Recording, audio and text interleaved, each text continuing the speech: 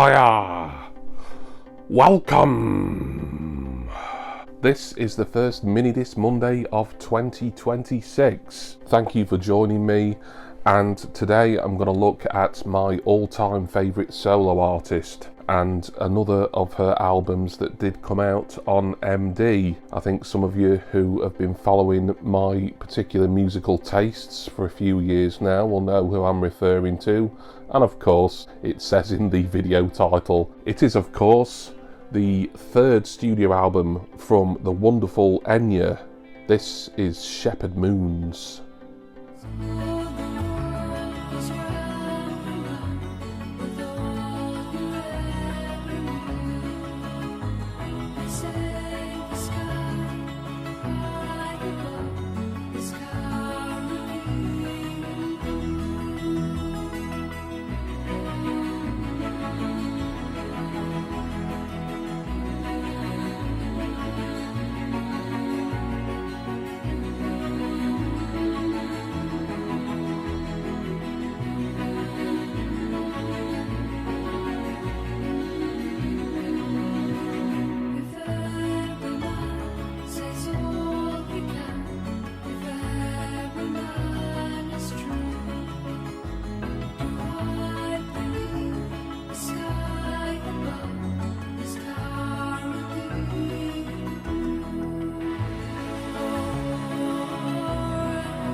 So I ranked this album, must have been about 3 years ago now, in an Enya album ranking at number 1. I love this album, you will know that from the get-go really. It was a difficult decision to make really, because at number 2 was A Day Without Rain. That'll be 5th studio album that I do have on MD as well, and it will get reviewed eventually. And I don't know, maybe if I was to do the ranking again, perhaps they would be in a slightly different order. That one might be at number 1 instead of this, but either way I still love this album regardless. I also have it on vinyl, so I've doubled up here with Shepherd Moons. I remember buying this. It was a weird way of purchasing it actually. It was many years ago now. I did a Google search and found this Italian guy's sort of Enya fan site where he'd basically taken photos of all his Enya collection. I think mostly on vinyl, but there was quite a lot of import CDs as well. And he was selling, among a couple of other items, a spare Minidisc edition of Shepherd Moons. And no, it wasn't cheap. And it's even more expensive now if you do go looking for this, if you're lucky enough to even find it. I contacted him and he sent it me from Italy. I can't remember the exact price, but as I say, it was expensive, but well worth having for my Minidisc collection and of course my Enya collection too. So before I start talking about the tracks, let us have a look at the packaging. Case is in decent condition, fairly prominent crack on the back there, and the usual sort of mini scratches and scuffs, but holding up nicely really. The booklet has of course the album artwork on the front page, and it's just a black and white thing with I think maybe a couple of photos in it, but we've got some lyrics of the tracks that aren't instrumentals. Nice image of Enya on that page there. More lyrics, another image and track listing on the back there. Nice little booklet, and of course the disc, album artwork, flip it over, track listing, and what else have we got? Some copyright details, legal bump, the usual boring stuff, the WEA logo, Enya's record label as well. So as I say, I think this is an absolutely wonderful album. Always loved it, but I love Enya generally. There isn't an album of hers that I don't at least enjoy a great deal. And this, as I say, in my ranking around 3 years ago, it was number 1. So to go through the tracks, number 1 is the title track, Shepherd Moons. It's more or less an instrumental. There is some vocalisation from Enya, of course, in there. Track 2 was the lead single from the album, Caribbean Blue. Beautiful song. I was surprised when I was doing my research for this that actually didn't make the top 10. It got to, I think, number 13 or something like that. You'll have seen earlier on the chart position. It's fantastic. It does evoke kind of a sort of Caribbean feel to it while retaining Enya's sense of Celtic New Age mysticism, really. Number 3 is How Can I Keep From Singing, and that's actually a cover, if cover's the right term, of an old, very old Quaker hymn. Some of the lyrics have been slightly altered to make it kind of more secular, I suppose. It came out as a single, didn't do particularly well as a single, but it got inside the top 40.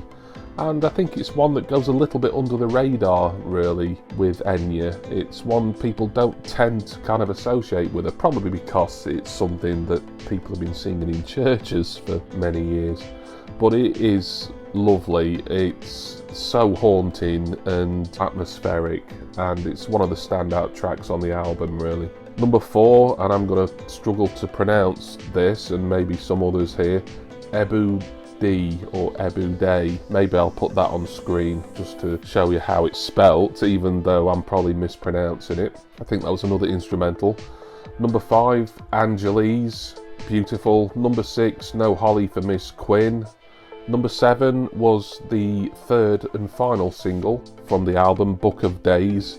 That song, very popular as like sort of incidental music in things. Most notably, it was used in the 1990s film Far and Away, and also apparently, and I didn't know this until when I was doing my research yesterday, it was used as kind of holding music for a well-known scene in the Titanic film before James Cameron commissioned James Horner to do the proper soundtrack. And when you kind of imagine that scene from the film and you hear Book of Days, it certainly does fit, to be honest. Kind of a shame it wasn't left in, really, in the soundtrack, but there we go. Number 8, Evacuee. That one had a little bit of a brass band in it, weirdly enough. I'd completely forgotten about that. Number 9, Lothlorien. Number 10 is Marble Halls. Again, that's an interpretation, I would say, rather than a cover of like a 18th, I think, century opera piece. Really, really good. I mean, this album, yeah, it's not going to get you up and moving particularly, but if you want something to chill to or just kind of meditate to, if that's your scene, then Enya's got to be your go-to, really. The penultimate track, number 11, is Afer or Afer Ventus. And the 12th and final track, I'm not even going to try and pronounce this because I just know I'm not going to be able to do it, but I will put it on screen now. A lovely end to the album. It has some Ilian pipes in it. Not enough for me personally, but I love Ilian pipes. They're basically Irish bagpipes, and I love bagpipes and I love Ilian pipes even more. So Shepherd Moons is just an outstanding album. It sold even more than Watermark, which was Enya's second and arguably breakthrough album all around the world. This is to date only album that has got to number 1 in the UK, but all her others have done very well in the UK and beyond, of course. It'll always be up there in my top 2 or 3 of Enya's catalogue. You know, if you want to listen to this, stream it, get it on CD. You know, it's going to be dirt cheap that way. I'm so happy that I've been able to listen to the Minidisc again today after all these years, and it sounds good on vinyl as well. So Enya's Shepherd Moons there kicks us off with the first Minidisc Monday of 2026. Thank you all for watching, with special thanks that go to my wonderful subscribers and generous patrons. I'm going to go now, and please join me again in 2 weeks' time for the next edition of Minidisc Monday. Cheers, everyone. See ya!